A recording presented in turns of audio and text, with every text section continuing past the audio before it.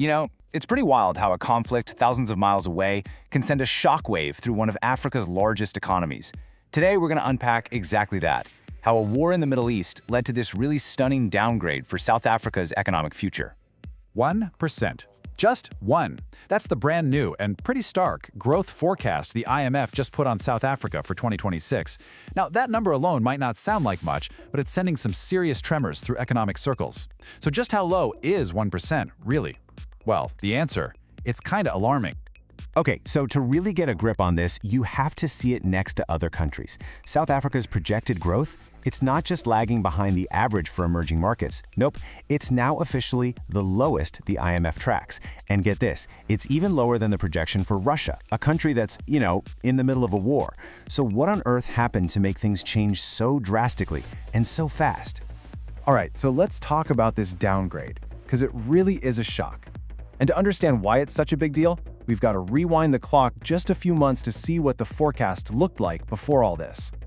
Believe it or not, just back in January, things were looking a lot better. The forecast was a much more optimistic 1.4%.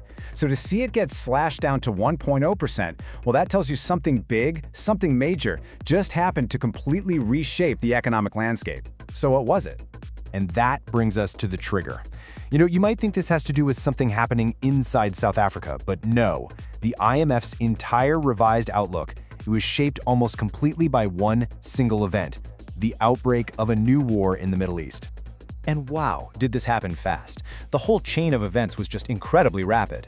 It all kicked off in late February with military operations. Then, just weeks later, a really critical artery for global oil, the Strait of Hormuz, gets shut down. By the middle of March, you've got energy markets in total turmoil. It's a classic supply shock, and the ripples, they went everywhere. And you don't have to take my word for it. The IMF's chief economist, a guy named Pierre-Olivier, he really drove home just how sudden this all was. He said that before the conflict, the global economy was actually doing pretty well, on a steady growth path. The IMF was literally about to upgrade its projections, but the war, as he put it, just halted that momentum. Cold. Okay, so you're probably wondering, how does a regional conflict over there translate into a growth downgrade for a country like South Africa, thousands of miles away? Well, the IMF lays out a pretty clear chain reaction. So this economic shock, it basically travels through three main channels. First up, higher commodity prices. Think oil, especially.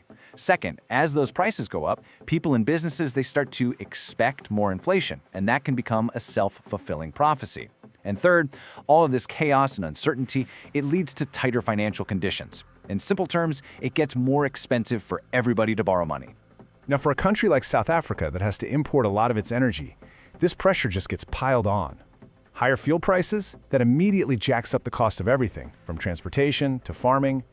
Then you've got the US dollar getting stronger, which always happens in a crisis, and that makes paying off international debt way more expensive. And at the end of the day, all of this just eats away at the money in regular people's pockets.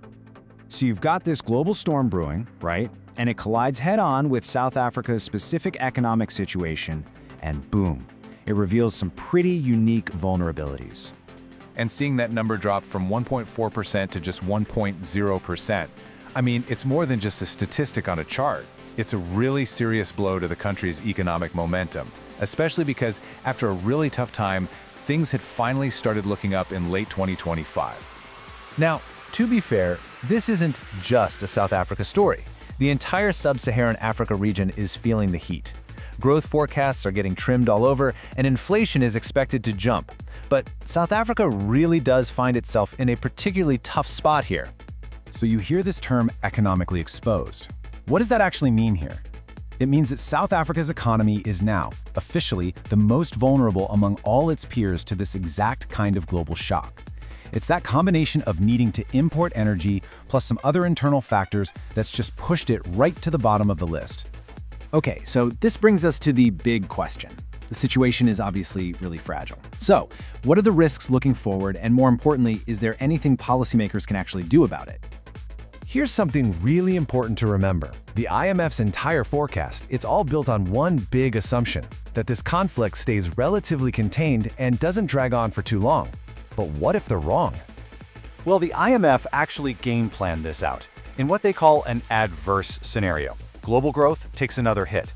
But in a severe scenario, let's say energy infrastructure gets damaged, growth could get chopped down to just 2%, with inflation just soaring. The message here is crystal clear. The global economy, and South Africa right along with it, is walking a very, very thin tightrope. So what's the game plan? What's the advice? For central banks, the IMF is basically saying, whatever you do, keep a lid on inflation expectations. For governments, they're warning against big, expensive subsidies for everyone, saying it's much better to give targeted help to the people who need it most. And for South Africa specifically, the message is loud and clear. Stay the course. Don't give up on those crucial reforms in energy and logistics that were just starting to work. And really, that leaves us with the final critical question. South Africa was already in the middle of a massive effort to rebuild its economy. Now it has to do all that while sailing straight into a fierce global headwind. Can it protect those vital reforms in the middle of this storm? The answer to that question is pretty much going to determine its entire economic future. Thanks for joining this explainer.